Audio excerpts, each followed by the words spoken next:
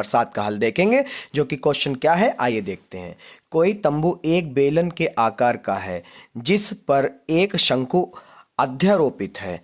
यदि बेलनाकार भाग की ऊंचाई और व्यास क्रमशः 2.1 मीटर और 4 मीटर है तथा शंकु की तिर्यक ऊंचाई 2.8 मीटर है, तो इस तंबू को बनाने में प्रयुक्त कैनवस का क्षेत्रफल ज्ञात कीजिए। साथ ही 500 रुपये प्रति मीटर स्क्वायर की दर से इसमें प्रयुक्त कैनवस की लागत ज्ञात कीजिए। ध्यान दीजिए कि तंबू के आधार को कैनवस से नहीं ढका गया है। जो कैनवस आप तंबू बनाएंगे मतलब जमीन को जो है कैनवस से नहीं ढका गया, जमीन जो है खाली है ऐसी जैसी रहती है। ठीक है, तो इसके लिए चित्र नहीं दे रखा तो चित्र बना लेते हैं। सबसे पहले क्या कह रहा है, एक बेलनाकार का है, जो बेलनाकार हम लोग ऐसे बना लेते हैं। ठीक है बच्चों,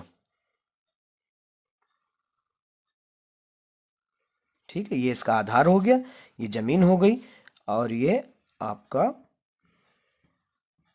ऊपर का कुछ बेलन ऐसा रह गया। ठीक है, तो बेलन है, उसके ऊपर एक शंकु है, शंकु के आकार का। ठीक है, ये शंकु के आकार का हो गया। और यहां पे दे रखा है यदि बेलनाकार भाग की ऊंचाई, ऊंचाई कितनी हो, बेलन की ऊंचाई। ठीक है, ध्यान रखिएगा बेलन की ऊंचाई, बेलन यहां से यहीं तक है, बेलन कितना ऊंचाई कितनी हो, 2.1 मीटर। ठीक है, उसके बाद में बेलन का व्यास, व्यास का मतलब ये पूरा भाग, ये पूरा भाग कितना है, 4 मीटर। कितना है बच्चों, 4 मीटर।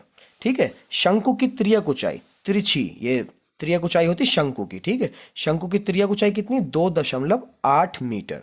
ओके, उसके बाद में शंकु की त्रिज्या नहीं दे रखी, क्या नहीं दे रखी, त्रिज्या। तो यहां पे सबसे पहले हम लोग लिख लेते हैं कि क्या क्या दे रखा है। ठीक है, तो यहाँ पर बच्चों क्वेश्चन में हमको ये चीज़ें दे रखी, तो हम ये चीज़ें लिख लेते हैं। नंबर 1 पे क्या दे रखा है, बेलनाकार भाग की ऊंचाई हमको दे रखी कितनी है, 2.1, तो यहाँ पे लिख लेते हैं 2.1 मीटर। ठीक है, बेलनाकार भाग का व्यास दे रखा, व्यास कितना है, यहाँ से यहाँ तक 4 मीटर। कितना, 4 मीटर, तो व्यास होता है आधा। अब यहाँ पर आपको एक चीज़ बता दें हम, ठीक है, तो बेलन का व्यास, बेलन का व्यास और शंकु का व्यास एक ही होगा। अगर ये 4 मीटर हो तो ये तंबू जो शंकु है उसका भी 4 ही होगा। अगर इसकी त्रिज्या 2 है तो इसकी भी 2 होगी। ठीक है, तो ये 2 मीटर हो गई, कितनी हो गई, 2 मीटर। ठीक है, इसकी आधी, 4 की आधी 2 मीटर। ठीक है, और शंकु की तिर्यक ऊंचाई हमको दे रखी 2.8 मीटर। कितनी है, 2.8 मीटर।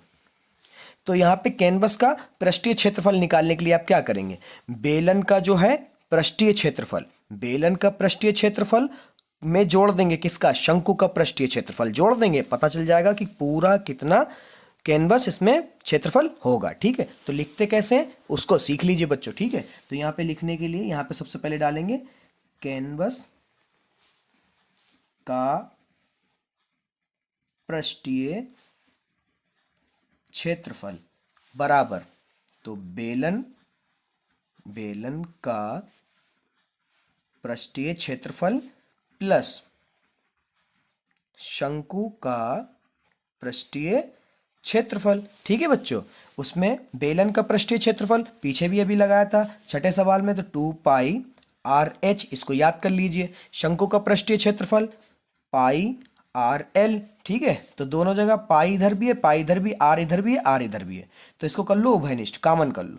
यहाँ बचा 2, इधर बचा एच, प्लस इधर से पाई चला गया, आर चला गया, क्या बचा, एल। ठीक है, अब यहाँ पे मान रख दीजिए, यहाँ पे है 22/7 गुणे आर कितना है 2 और ब्रैकेट 2, एच कितना है बच्चों, एच हमारा यहाँ पर ऊंचाई कितनी है 2.1, तो एच है ये दिया हुआ, गुणे 2.1 प्लस एल हमारा 2.8 है। ठीक है, उसके बाद में क्या आ जाएगा देखिए जरा, तो 22 दूना 44/7 गुणा 2 एकम 2.2 दूनी 4। ठीक है, प्लस 2.8।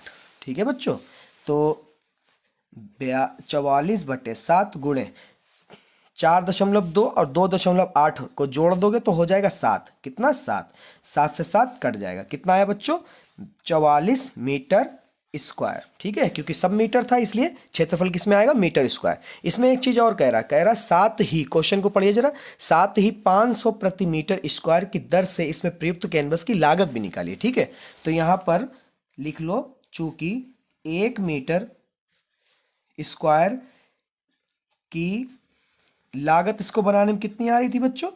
500 रुपये। कितनी आ रही थी? 500 रुपये। अब इसमें 44 मीटर अगर बनाएगा तो 44 मीटर स्क्वायर की लागत क्या करेंगे निकालने के लिए हम लोग? ठीक है, गुणा करा देंगे 500 रुपये की 44 से। किससे करा देंगे? 44 से। तो आपका आ जाएगा 22,000 रुपये। कितना? 22,000 रुपये। ठीक है, तो ये आपका पूरा इस प्रश्न का हल है। अगर